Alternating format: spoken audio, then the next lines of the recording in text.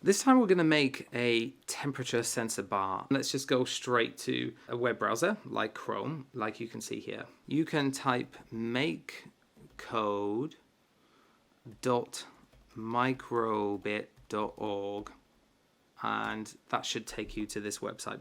We'll start a new project. This one is going to be called temperature bar. Okay. And this one's going to be a bit different, so it's going to involve a little bit more on the programming side. When I do on start, the first thing I'm going to do is put a string in there which tells me the program that I'm running. So I'm going to call this temp bar just to be short. If it's too long, it takes ages for it to scroll across the screen. And the next thing I'm going to do is a different input method. So in this case, I'm going to use button A. So I'm going to drag on this on button A pressed. The next thing we want to do is we want the microbit to read the temperature from its processor. We also want the microbit to remember it.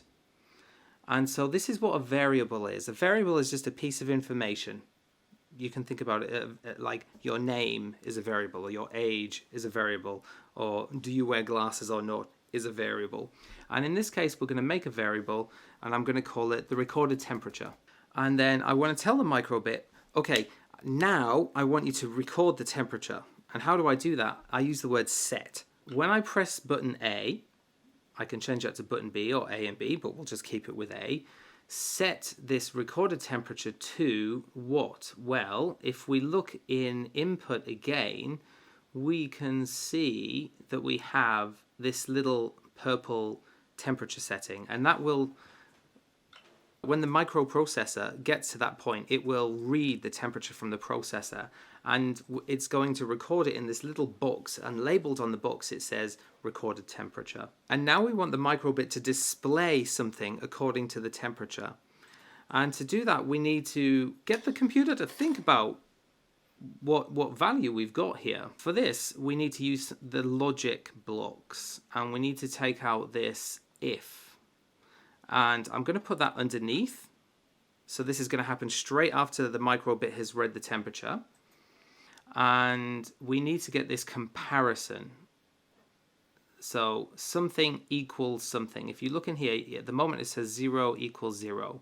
But you can see it's round. And the shapes in these blocks are very important, because if the shape is the right shape, you can put it inside. So I can put that in there. Now what I want to do is I want to see if the recorded temperature is this, or if the recorded temperature is that. And I'm going to start with high temperatures. So let's go into the variables. You can see your variables. We've got recorded temperature. So immediately I'm going to put it into this first one.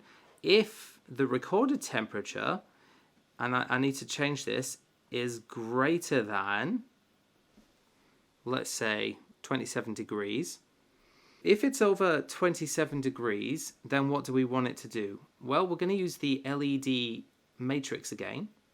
And I'm going to say 27 degrees is quite hot, so I'm just going to fill up the whole bar. If the temperature recorded is greater than 27, in other words, 28, 29, 30, then on the LED matrix, it will show all the LEDs lit up. But what happens if it's not 28, 29 degrees? Well, in that case, you see we have this little plus here. After I've clicked on this little plus arrow a couple of times, I've got a couple more spaces, and you can see it says if, else if, else at the end. And with the else if, I've got another little space. Again, I want to use the duplicate here because it's just going to save time. If I click on this angled bracket block and duplicate it, I bring my duplicated block, and I'm going to lower the temperature this time. So I'm just going to say 25, go down 2 degrees.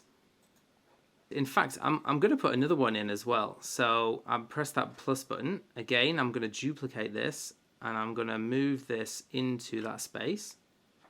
And I'm going to say 23. 1, 2, 3. I've got 5 rows of LEDs. So that's 1, 2, 3, 4. I need one more. And again, I'm just going to do the same thing again.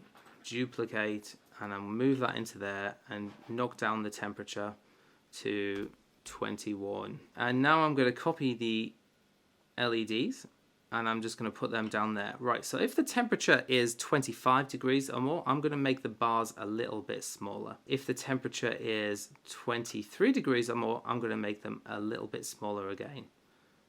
And if we're just going to continue the pattern. Okay.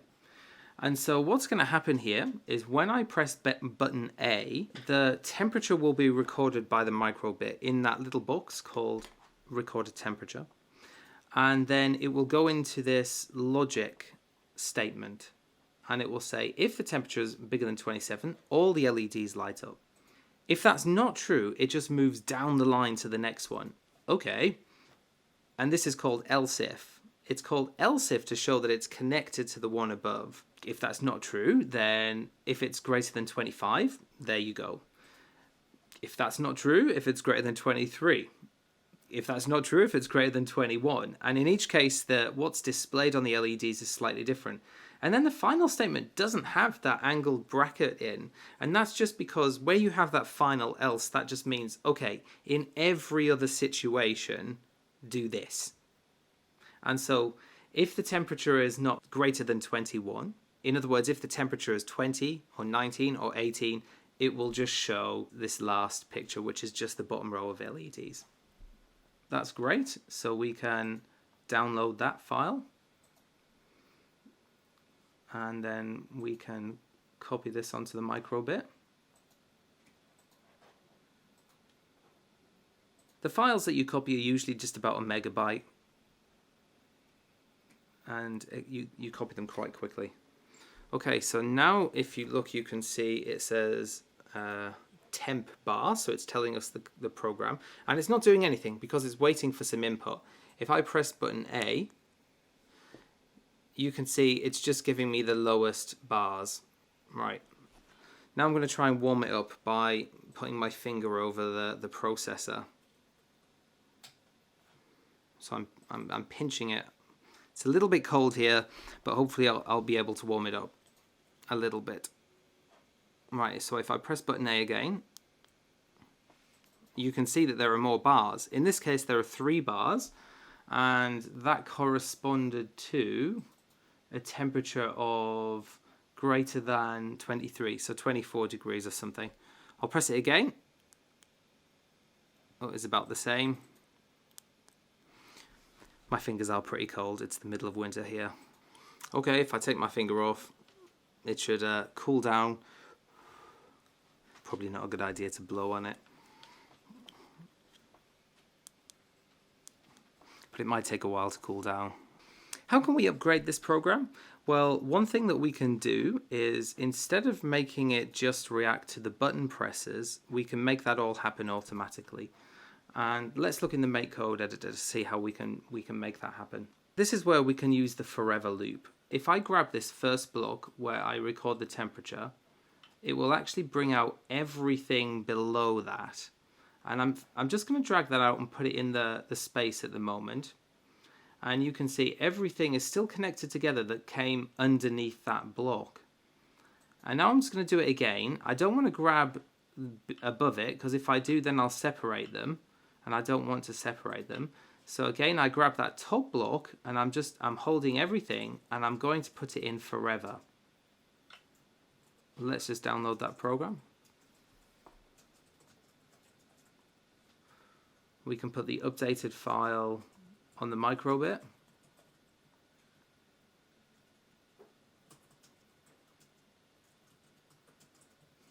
Okay, and now it is going through the temperature bar, and it's just instantly going to go into the bar. You can see it's cooling down from when I used it last time. But now I don't have to press any buttons. I just have to try and warm it up somehow, which is really hard. Put my finger over it. There we go. You can see. So I didn't press any buttons and it went up to 3 bars. And it looks like it's going to be a little difficult to get up any hotter than that because it's quite cold right now. Oh, there you go. 4 bars. Wow. Great. So 4 bars means it must be 26, 27 degrees. The human body is up to 37. Potentially it could keep going up to 5 bars. So in this case, what we've done is we we did some pretty nice little coding where we took the if logic block and we read some information from the temperature sensor, and then we used that to display a certain number of LEDs. We're communicating with the microbit to do something. In the next mini project, we will make a program which will remember what you do. So in this case, when you press a button, it will increase a number by 1. And if you press another button, it will decrease the number by 1. This is going to lead to the following project, which will be a game that counts how many times you can press a button in a certain amount of time.